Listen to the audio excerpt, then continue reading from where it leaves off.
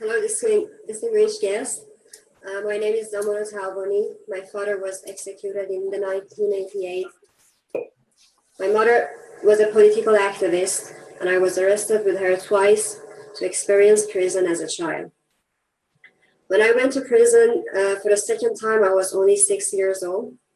I remember the blindfolded prisoners sitting with bleeding food outside the doors of the integration rooms. I remember the voices I heard from the prisoners shouting and crying out while they were being tortured. 1 year later, my father was arrested for the third time, and I was almost sure what would be happening with him. I was 10 when one day my mother told me that he has been executed. As I grew up, I would hear very inspiring stories about the high spirits of the victims of that massacre, where each prisoner was asked just one question in a 1-minute trial.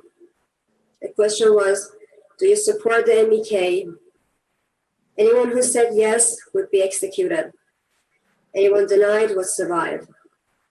I'm not sure such an epic can be found in any other movement where not just one person, but 30,000 said yes. I was curious to know how my father turned that page and the moment he were asked. I wrote letters to the numbers of prisoners who were in the prison on that time, and I received 3 letters. I got one from one of his best friends, cellmate from the prison. He wrote, after your father was taken into the courtroom, we were watching the scene through the keyhole in the door. It took only a few minutes. We saw 2 guards grab your father's arms and drop him on the ground to the death corridor. We never found out what he told them at that moment, but it turned out that he had been severely beaten. I remember my feeling when I read these sentences. In one hand, I shed tears because I dearly loved my father. On the other hand, I was proud of him when I realized that he chose with dignity to be executed for the sake of his people and freedom of our country rather than submission. It's almost hard for me to talk about myself, but I know that there are 30,000. Most of them our stories are known and the names are unknown. The only reason I dare to stand here is to be the voice of them who never talked and are only numbers, and we are still seeking for the names and for their families. But I'm sure about one thing, and what was their message. They all loved the beauty of their life so much that they couldn't accept to enjoy themselves while others were forbidden. They made the decision to sacrifice their lives so no one should have to sell their bones and eyes for food in our country. The Iranian cannot be known with a bunch of medieval anti-human mullahs.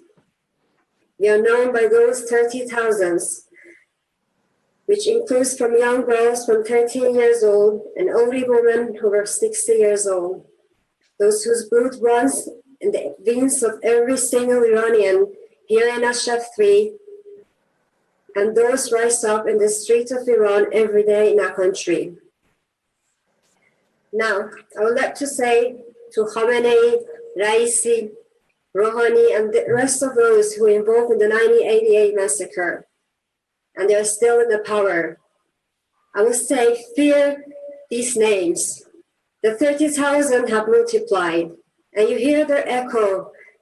You hear their echo every day in the Iran streets, and the horrific crimes you have committed every day only add our determination for overthrowing your regime.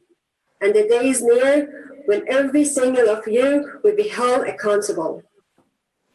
Finally, on behalf of myself and all the MEK members, I would like to commend Ms. Maryam Ajavi, the one who has made all this sacrifice come to fruition.